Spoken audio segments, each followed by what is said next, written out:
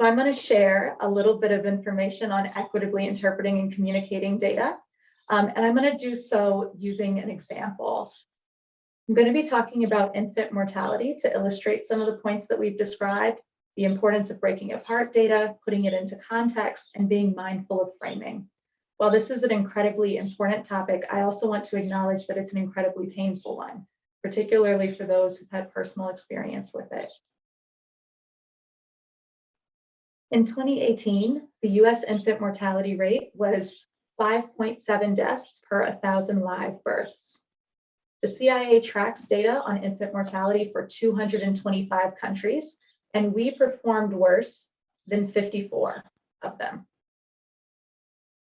But without breaking apart this number, if we just look at this individual number, we can't see the full extent of the injustice. For American Indian infants, this rate was 7.5, and for Black infants, it was 10.7, nearly double the average. If our ranking was based on how well Black infants were doing in this country, we would barely make the top 100. Now, breaking apart data by race is important, and it is not enough. We have to put the data in context. Without context, people may look at these data and assume that the parents did something wrong or blame the victim. These disparities are not explained by different rates of poverty, by different rates of maternal education, or by access to prenatal care. A Black parent in the United States with a college degree is more likely to lose their infant than a white parent with a high school diploma. And research has shown that the most likely cause of these disparities is chronic stress from experiencing racism and sexism over the course of one's entire life. A final framing trap that we can make looking at these types of data is saying, how can we close the gap for white infants and infants of color? But I'm going to argue that that framing, that idea of closing gaps between white people and people of color, isn't fair to any of us. First, it centers whiteness as the norm and tells us as Black, Indigenous, and other people of color that we should aspire to be like white people. And there are other challenges associated with this as well. This idea of closing the gaps often ignores that Asian and Pacific Islander infants have better outcomes. So if we say that we should close the gap between white infants and infants of color, are we saying that we should make these outcomes worse?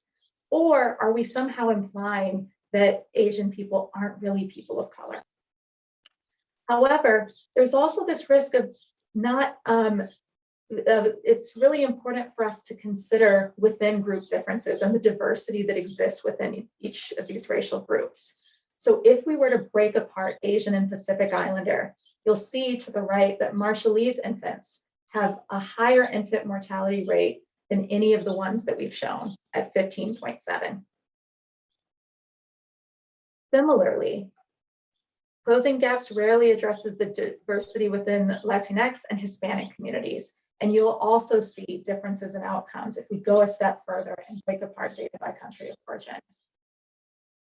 Now, at this point, you might be saying, rightfully so, these are a lot of problems that you're throwing at me, Esther. How is it that we are supposed to think about framing these data? Oh, I forgot the one more problem. It also, this idea of closing the gaps also ignores the fact that white infants aren't doing well either compared to infants in other countries. A white infant in the United States is still 9 times as likely to lose their life as an infant born in Iceland. So the goal is we want to get this rate as close to 0 as possible for all infants. And this is often where we're trying to go when we're looking at racial disparities. We're all trying to get to the same place, but getting there requires understanding how we got here. And I would argue that communicating data equitably is part of how we get to this goal.